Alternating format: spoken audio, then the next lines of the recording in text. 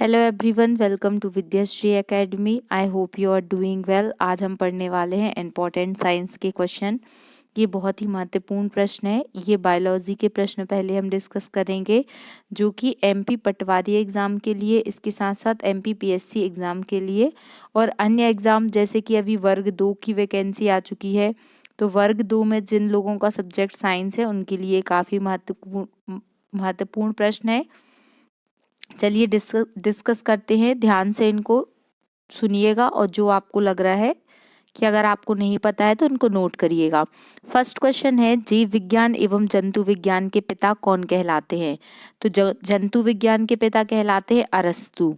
याद रखिएगा, जंतु विज्ञान के पिता कहलाते हैं अरस्तु। और जो मेडिकल साइंस है, चिकित्सा विज्ञान है, उसके पिता कहलाते हैं हिप्पोक्रेटस। याद रखिएगा, इस तरीके के क्वेश्चन आपसे पूछे जा सकते हैं। नेक्स्ट क्वेश्चन है कि कोशिका की खोज किसने की थी? तो 1665 में सबसे पहले रॉबर्ट हुक नामक साइंटिस्ट थे, जिन्होंने क्या है, कोशिका के बारे में बताया था। तो याद रखिएगा, कोशिका की खोज किसने की थी? तो रॉबर्ट हुक नामक साइंटिस्ट ने की थी। सबसे छोटी कोशिका कौन सी है? तो सबसे छोटी कोशिका है माइकोप्लाज्मा गैलेप्सिटिकम। कौन सी कोशिका सबसे स्मॉलेस्ट सेल है? तो वो है माइकोप्लाज्मा गैलेप्सिटिकम। और सबसे बड़ी कोशिका कौन सी है? तो वो है शतुरमुर्ग का अंडा। जो शतुरमुर्ग पक्षी रहता है, उसका जो अंडा रहता है, वो सबसे बड़ी कोशिका उसकी रहती है। पत्तियों का रंग पीला होने के कारण, देखिए जनरली तो जो पत्तियां का रंग कैसा होता है, तो हरे रंग की पत्तियां होती हैं, लेकिन जो पीले रंग की पत्तियां होती हैं कई कई पेड़ों में आपने देखा होगा, तो वो पीले रंग का कारण होता है कैरोटीन। कैरोटीन नामक पिगमेंट जो रहता है वो क्या रहता है, पीले रंग की पत्तियों के लिए उत्तरदायी रहता है। फलों के छिलके एवं फूलों में जो क्या पाया जाता है? तो उसमें जो फूलों में पाया जाता है क्रोमोप्लास्ट, क्रोमोप्लास्ट पाया जाता है। लाइसोसोम को क्या कहा जाता है? आत्महत्या की थैली कहा जाता है। यही क्वेश्चन आपको क्विज के फॉर्म में पूछे जा सकते हैं। मींस आपको ऑब्जेक्टिव में 1 2 3, जैसे कि लाइसोसोम को क्या कहा जाता है? तो आत्महत्या की थैली कहा जाता है, शरीर की घातक ग्रंथि कहा जाता है। इस तरीके से आपसे पूछ सकता है। फिर राइबोसोम, राइबोसोम किसके बने होते हैं? तो राइबोसोम आरएनए के बने होते हैं और प्रोटीन के बने होते हैं। अब देखिए राइबोसोम, और आपसे पूछा जा सकता है कि राइबोसोम को क्या कहा जाता है? तो जो राइबोसोम होता है इसको कहा जाता है प्रोटीन की फैक्ट्री, क्योंकि जो प्रोटीन का सिंथेसिस होता है वो कहाँ पर होता है? तो वो राइबोसोम में होता है। और राइबोसोम किसके बने होते हैं? तो राइबोसोम बने होते हैं आरएनए के। आरएनए का फुल फॉर्म क्या होता है? ये आपको कमेंट बॉक्स में लिखकर बताना है। फिर नेक्स्ट क्वेश्चन है कि केंद्रक में गुणसूत्र डीएनए तथा प्रोटीन के बने होते हैं। मतलब केंद्रक में क्या क्या होता है? तो डीएनए होता है, और जो केंद्रक होता है वो किसका बना होता है? तो डीएनए और प्रोटीन का बना हुआ होता है। मनुष्य में कितने जोड़ी क्रोमोसोम्स पाए जाते हैं? तो अगर जोड़ी में पूछा जाए जो 23 पेयर होंगे, और ओवरऑल कितने होंगे? 46 क्रोमोसोम्स जो हैं वो क्या है, मानव में पाए जाते हैं। डीएनए विभाजन से जीवों में प्रजनन और वृद्धि होती है। जो सेल डिवीजन होता है, तो सेल के डिवीजन से क्या होती है? ग्रोथ होती है और सॉरी, रिप्रोडक्शन होता है। सेल थ्योरी के बारे में किसने बताया था? तो सेल थ्योरी के बारे में श्लीडन और स्वान नामक साइंटिस्ट ने बताया था। समवर्ती विभाजन, जो आपने माइटोसिस सुना होगा और मियोसिस सुना होगा, तो जो माइटोसिस डिवीजन होता है उसमें क्या होता है? जीवों में वृद्धि और विकास होता है। कोशिका जीवन की रचनात्मक व कार्यात्मक इकाई है। Cell is a fundamental unit of life and also structural and functional unit of life. याद रखिएगा, स्टेटमेंट भी आपसे पूछा जा सकता है कि कोशिका जीवन की कैसी इकाई है? रचनात्मक एवं क्रियात्मक, केवल रचनात्मक, केवल क्रियात्मक, या दोनों? तो इस तरीके से आपसे ये क्वेश्चन पूछा जा सकता है। मानव के शरीर में लगभग कितनी कोशिकाएं पाई जाती हैं? तो लगभग 5,000 अरब सेल जो है वो ह्यूमन में पाई जाती है। ह्यूमन कैसा प्राणी है? तो ह्यूमन जो है वो क्या है? मल्टी सेलुलर ऑर्गेनिज्म वाला होता है। मल्टी सेलुलर मतलब हर एक कार्य के लिए अलग अलग सेल पाई जाती है और सेल का डिवीजन होता है। क्रोमोसोम्स, क्रोमोसोम्स की खोज किसने की या गुणसूत्र की खोज किसने की? तो ये वाल्डेयर नामक साइंटिस्ट थे जिन्होंने क्रोमोसोम्स के बारे में बताया। और जीन शब्द, जीन जो होती है वो जेनेटिक की इकाई है। जो डीएनए होता है तो उसी में जो हेरिडिटी की वाहक होती है, जो सूचनाएं, लाइक जैसे कि किसी बच्चे की आंखें उसकी माँ के जैसी या पिता के जैसी होती है, तो ये जो मतलब जेनेटिक कैरेक्टरिस्टिक होते हैं उनका जो वाहक होते हैं वो जीन होते हैं। इसीलिए जो आनुवांशिकता की इकाई माना जाता है वो जीन को माना जाता है। तो जीन के बारे में सबसे पहले जोहानसन नामक साइंटिस्ट ने बताया था। अभी हमने क्या डिस्कस किया था कि राइबोसोम, राइबोसोम को क्या कहा जाता है? राइबोसोम को प्रोटीन की फैक्ट्री कहा जाता है। एक क्वेश्चन और आपसे पूछा जा सकता है कि जो राइबोसोम होता है वो क्या होता है? शरीर का सबसे छोटा स्मॉलेस्ट ऑर्गन होता है। याद रखिएगा, शरीर का सबसे छोटा जो कोशिकांग होता है वो क्या होता है? राइबोसोम होता है। फिर आरएनए, आरएनए का जो कार्य होता है वो क्या होता है? प्रोटीन का सिंथेसिस करना या प्रोटीन का संश्लेषण करने में कौन हेल्प करता है? तो वो आरएनए करता है। डीएनए, डीएनए क्या होता है? Deoxy ribose nucleic acid. और आरएनए क्या होता है? Ribose nucleic acid. डीएनए से आरएनए बनने की प्रक्रिया क्या कहलाती है? ये क्वेश्चन भी आपसे पूछा जा सकता है कि DNA, deoxy ribose nucleic acid से जो आरएनए के बनने की प्रक्रिया होती है यह कहलाती है ट्रांसक्रिप्शन। ट्रांसक्रिप्शन। और इसकी जो रिवर्स प्रक्रिया होती है वो क्या कहलाती है? ट्रांसलेशन। शैवाल, जो शैवाल होते हैं, एल्गी होते हैं, तो स्टडी ऑफ एल्गी क्या कहलाती है? स्टडी ऑफ एल्गी कहलाती है फाइकोलॉजी। याद रखिएगा, ये क्वेश्चन आपसे पूछा जा सकता है कि फाइकोलॉजी क्या होती है? तो study of algae is called phycology. यदि आपसे पूछा जाए कि माइकोलॉजी क्या कहलाती है, तो जो फंगस या कवक का अध्ययन किया जाता है वो कहलाता है माइकोलॉजी। जो अनावृत बीजी पौधे होते हैं उनमें बीज में आवरण और कवच नहीं पाया जाता है। ना तो उनमें आवरण पाया जाता है और ना ही उनमें कवच पाया जाता है। लेकिन जो आवृत बीजी होते हैं उनमें कवच और आवरण क्या होता है? पाया जाता है। शैवाल में कार्बोहाइड्रेट, अकार्बनिक पदार्थ तथा प्रोटीन क्या होते हैं? जो विटामिन होते हैं वो अधिक मात्रा में पाए जाते हैं। सबसे छोटा आवृत्त बीजी पौधा कौन सा है? तो वो लिमनिया है। याद रखिएगा, सबसे छोटा पुष्प कौन सा है? तो ये बुल्फिया है। ये हमने जो मिसलेनियस वाला पार्ट पढ़ा था उसमें डिस्कस किया था। सबसे बड़ा पुष्प रेफलिशिया होता है। सबसे छोटा बीज आर्किड होता है। तो इस तरीके के वन लाइनर फैक्ट साइंस के आपसे पूछे जा सकते हैं।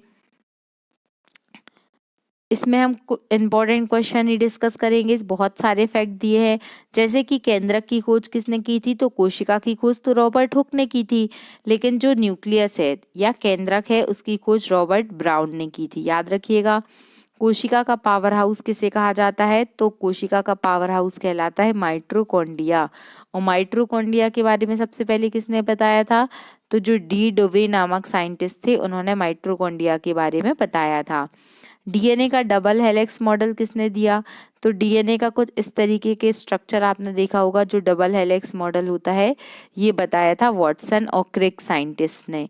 इनका नाम आपको याद रखना है। इस तरीके से डीएनए का मॉडल डबल हेलिक्स आपने पढ़ा होगा।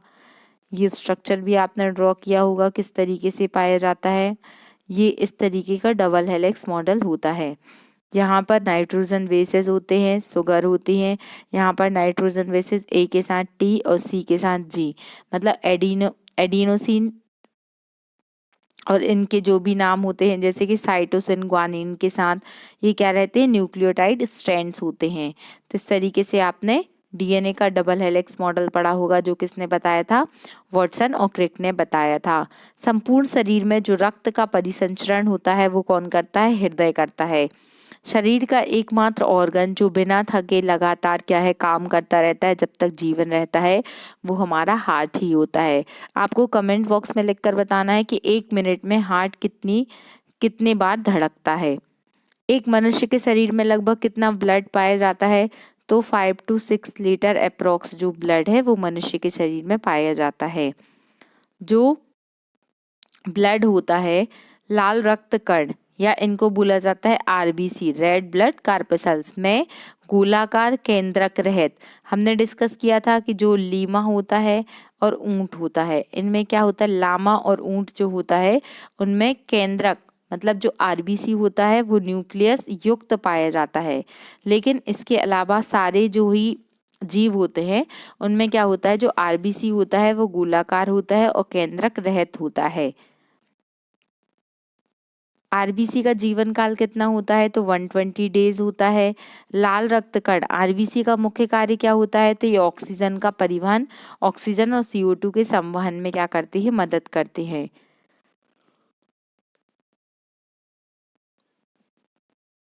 आपसे ऐसा क्वेश्चन भी पूछा जा सकता है कि डब्ल्यूबीसी का फुल फॉर्म क्या होता है, व्हाइट ब्लड कार्पसल्स। इनका जीवन काल होता है लगभग 1 से 4 दिन का। तो आरबीसी का जीवन काल बहुत अधिक होता है लेकिन डब्ल्यूबीसी का जीवन काल कम होता है। ये क्वेश्चन अभी मैंने आपसे पूछा था, वही क्वेश्चन आ गया कि हृदय की धड़कन की गति लगभग 72 बार प्रति मिनट होती है। मतलब 1 मिनट में जो हार्ट है वो लगभग 72 बार धड़कता है। एक बार में जो ब्लड का पूरा सर्कुलेशन होता है, तो ब्लड का जो संचरण होता है वो पूरे शरीर में, उसको कितना टाइम लगता है, 23 सेकंड का टाइम लगता है। याद रखिएगा 23 सेकंड में जो ब्लड है वो पूरे शरीर में क्या होता है, संचरित होता रहता है। बहुत ही फास्ट गति से मूव करता है। जो ब्लड ग्रुप है, ब्लड ग्रुप के बारे में सबसे पहले 1901 में लैंडस्टीनर और बीनर ने बताया था। इसको थोड़ा समझ लीजिए, इंपॉर्टेंट कॉन्सेप्ट है। जो ब्लड ग्रुप है इसके बारे में सबसे पहले किसने बताया था, लैंड स्टीनर और बीनर। ये दोनों नाम आपको याद रखने हैं। वो कब बताया था, 1901 में बताया था। अब ब्लड ग्रुप की बात आई है तो आपने देखा होगा कि ब्लड ग्रुप किस किस टाइप का हो सकता है। ब्लड ग्रुप जैसे आपने देखा होगा बी पॉजिटिव होता है, ए बी नेगेटिव होता है, ओ पॉजिटिव होता है, ओ नेगेटिव होता है। तो जो यूनिवर्सल ब्लड डोनर है, यूनिवर्सल ब्लड डोनर है, वो कौन सा समूह होता है, वो होता है ओ नेगेटिव। याद रखिएगा। और जो यूनिवर्सल एक्सेप्टर होता है वो कौन होता है, ए बी पॉजिटिव या नेगेटिव, ये आपको बताना है। तो लैंडस्टीनर और बीनर ने बताया था। कौन कौन से समूह होते हैं ये हमने अभी डिस्कस किया। ए होता है, बी होता है, ए बी होता है और ओ होता है। ओ क्या होता है, यूनिवर्सल डोनर होता है। और ए बी क्या होता है, यूनिवर्सल एक्सेप्टर होता है या रेसिपेंट होता है। याद रखिएगा। जो ब्लड होता है, ब्लड का पीएच कितना होता है, 7.4 होता है। अभी ये पीएच मीटर का हमने पूरा इसके पहले वाले वीडियो में डिस्कस किया था, तो यदि आपने नहीं देखा तो आप वहां से देख लीजिएगा। What is the full form of pH, तो पीएच होता है पोटेंशियल ऑफ हाइड्रोजन आयन। और आपसे पूछा जा सकता है कि एक स्वस्थ मनुष्य का जो ब्लड प्रेशर होता है वो कितना होता है, 120 80 mmHg। मतलब सिस्टोलिक जो होगा वो कितना होगा और डायस्टोलिक जो कितना होगा ये आपको बताना है। ग्लूकोज का ऑक्सीकरण, ग्लूकोज शरीर श्वसन में ग्लूकोज का ऑक्सीकरण होता है। श्वसन में जो ग्लूकोज होता है उसका क्या होता है, ऑक्सीडेशन होता है। मानव शरीर में होने वाली क्रियाओं का नियमन किसके द्वारा होता है, तंत्रिका तंत्र के द्वारा होता है। और जो तंत्रिका तंत्र होता है इसकी जो यूनिट होती है वो कौन सी होती है, न्यूरॉन। हमारे माइंड में बहुत सारे न्यूरॉन पाए जाते हैं। प्रोटीन का पाचन कहाँ पर होता है, तो प्रोटीन का पाचन आमाशय में होता है और पाचन की क्रिया मुख से प्रारंभ होती है। ये क्वेश्चन एमपीपीएससी में भी आया है कि पाचन की क्रिया कहाँ से शुरू होती है। तो देखिए इस तरीके से आपने पढ़ा होगा, एक बहुत अच्छा तो नहीं लेकिन हम कोशिश करते हैं रफ डायग्राम बनाने की। इस तरीके से मुख में आता है खाना, फिर यहाँ पे पाइपलाइन शुरू होती है, फिर इस तरीके से यहाँ पर अग्नाशय, लिवर, ये लिवर होता है, यहाँ पर अग्नाशय जुड़ा हुआ होता है। फिर ये छोटी आंत, बड़ी आंत और इस तरीके से फिर उत्सर्जन हो जाता है। इस तरीके से पूरा पाचन चक्र चलता है। फिर पचा हुआ भोजन कहाँ पर आता है, तो पचा हुआ भोजन अवशिष्ट पदार्थ के रूप में छोटी आंत में आता है, स्मॉल इंटेस्टाइन में आता है और फिर लार्ज इंटेस्टाइन में आता है। तो ये कुछ इंपॉर्टेंट क्वेश्चन है। मानव के शरीर में पाया जाने वाला सबसे बड़ी जो ग्लैंड है या सबसे बड़ी ग्रंथि है तो वो कौन सी होती है? यकृत होती है, याद रखिएगा। और जो यकृत होता है उसे क्या कहा जाता है? शरीर की लेबोरेटरी या प्रयोगशाला कहा जाता है। जो भी केमिकल रिएक्शंस होती हैं वो सब कहाँ होती हैं? लिवर में होती हैं, याद रखिएगा। मनुष्य के शरीर में कितनी किडनी पाई जाती हैं? किडनी एक होती है, दो होती है या इससे अधिक होती हैं? तो मनुष्य के शरीर में 2 किडनी पाई जाती हैं। 24 घंटे में लगभग 1.5 लीटर यूरिन जो है वो क्या करता है? ह्यूमन उत्सर्जित करता है। यूरिन का पीएच कितना होता है ये आपको कमेंट बॉक्स में लिखकर बताना है।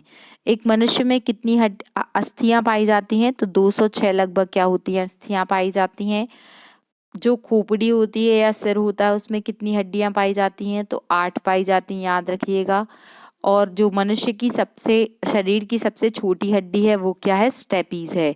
स्टेपीज कहाँ पाई जाती है? तो स्टेपीज कान में पाई जाती है। जो हार्मोन होते हैं वो क्या करते हैं? सभी प्रकार की केमिकल बैलेंसिंग के लिए, केमिकल रिएक्शन को नियंत्रित करने में क्या होता है? हार्मोन का इम्पोर्टेंट रोल होता है। पीयूष ग्रंथि को क्या कहा जाता है? तो जो मास्टर ग्लैंड होती है वो क्या कहलाती है? पीयूष ग्रंथि कहलाती है। और मास्टर ग्लैंड पूछा जाएगा तो आंसर क्या होगा? हाइपोथैलेमस। इसको भी आपको याद रखना है। इंसुलिन का स्राव कहाँ पर होता है? तो इंसुलिन का स्राव अग्नाशय में होता है, याद रखिएगा। साग सब्जी का अध्ययन क्या कहलाता है? तो सब्जियों का अध्ययन ओलेरी कल्चर कहलाता है। टमाटर का रंग पकने पर लाल रंग का हो जाता है तो वो क्यों होता है? Because of lycopene. याद रखिएगा, जो पीला रंग होता है वो कैरोटीन के कारण होता है। जो गुलाबी रंग होता है गाजर का वो किसके कारण होता है? ये आपको कमेंट बॉक्स में लिखकर बताना है। संसार का सबसे बड़ा पक्षी शतुरमुर्ग है, ये तो हमने पहले भी डिस्कस किया है। देखिए जो दांत होते हैं, टीथ होते हैं, वो क्या होते हैं? काफी कठोर होते हैं। तो उनमें दांतों में जो शरीर का जो सबसे कठोर तत्व होता है वो दांतों के ऊपर जो एनेमल पाया जाता है वो होता है, इसको याद रखिएगा। मनुष्य का जो हार्ट होता है तो मनुष्य का हार्ट कितने चैम्बर में बटा रहता है? तो ये 4 चैम्बर में बटा होता है। ये क्वेश्चन भी यहाँ 4 चैम्बर में डिवाइड रहता है। कार्बोहाइड्रेट एवं वसा शरीर को क्या करते हैं? तो ये जो शरीर को ऊर्जा प्राप्त होती है तो वो ग्लूकोज के कारण होती है। ग्लूकोज क्या है? कार्बोहाइड्रेट है। मनुष्य की बॉडी में लगभग कितना % वाटर पाया जाता है? तो 65 to 80%, 60 से लगभग 80% तक जो है वो मनुष्य का शरीर जल का बना होता है या शरीर में जल पाया जाता है। याद रखिएगा, मनुष्य का जो लिंग निर्धारण होता है तो उसमें कौन सा क्रोमोसोम्स एक्स वाई के ऊपर निर्भर करता है? देखिए टोटल 46 या 23 पेयर क्रोमोसोम्स पाए जाते हैं। तो जो 22 गुणसूत्र होते हैं वो तो समान होते हैं, लेकिन जो 23वां गुणसूत्र होता है वो भिन्न होता है। तो 22 गुणसूत्र ऑटोसोम्स मतलब एक्स एक्स पाए जाएंगे, लेकिन जो 23वां गुणसूत्र होगा तो अगर वो एक्स एक्स है तो फीमेल है और अगर एक्स वाई है तो वो मेल है। तो ये कॉन्सेप्ट आपको पता होना चाहिए।